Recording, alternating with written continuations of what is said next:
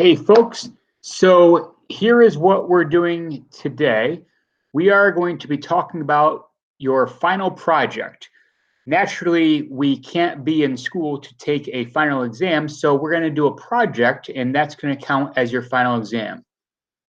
So on today's daily sheet, you started off already with reading through the essential question and the do now. Essential question is, what do I, meaning you, what do I need to do in order to do my final project? So in the essential question, the do now is Drums, Girls, and Dangerous Pie is a realistic fiction. That means that the events that happened in the book are not true, but the events could have happened in real life. So while you're reading it, you might have thought, is this true? No, it's not true, but it could have been true. What you guys are going to do is you guys are going to create a realistic fiction. So what I want you to do is look back at the work you did yesterday. Remember the protagonist development, where you started thinking about a good guy or someone who has abilities and is going to have some growth. Well, so you're going to look back at the work that you did yesterday. So you can open up that file.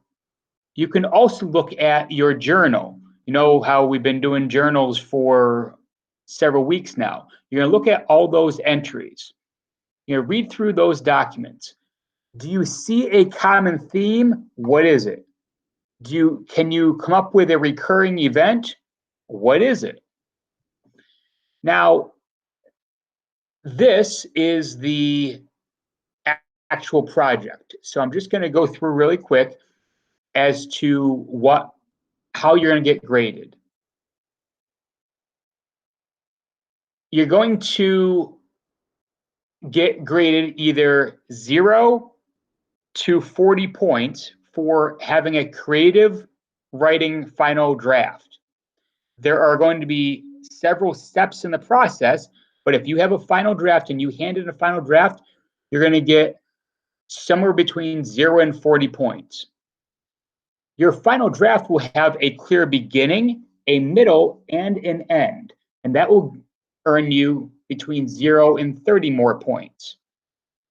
And you will show that you have made changes and edits throughout and up to the final draft. And that's going to give you 0 to 30 points. And again, we're going to be going through that whole process each day. Okay. So here is the rubric. Completion. You will have a developing statement if you just the story has characters and actions. That will get you 1 to 20 points. You will get 21 to 30 points if you write a story that has characters who change because of the actions in the story, and a theme is evident. Remember a theme from several days ago, okay? And you can look back at the video for theme if you don't remember. Exemplary. This will get you between 31 and 40 points. You will write a story where characters change because of their actions and their story, and a theme is clearly seen. So throughout the process, you're going to make changes, and if you get to this point, you can get between 31 and 40 points. Your final draft, if it has a beginning, a middle, and an end. If there is no clear beginning, middle, or end, that's going to get you 1 to 10 points. If one of the three, either beginning, middle, or end, is missing, let's say you have a beginning and a middle, but there's no clear end, you just kind of stop writing. That's going to get you between 11 and 20 points.